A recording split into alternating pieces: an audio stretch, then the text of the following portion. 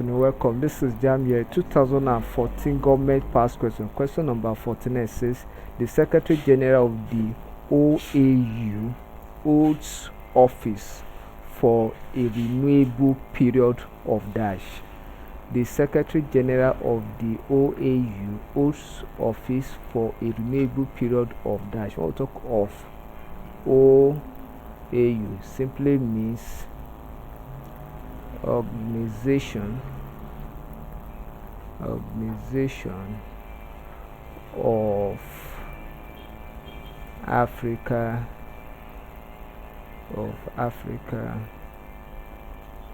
Unity. So it was formed, that was the former name. There it is, recently known as African Union.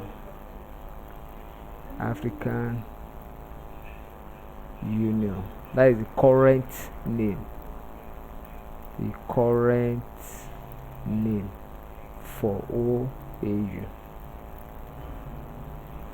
So the Secretary General holds office for a period of dash, and then before it is renewed: A 6 years, B 3 years, C 4 years, D 5 years. So the Secretary General stays in office for a period of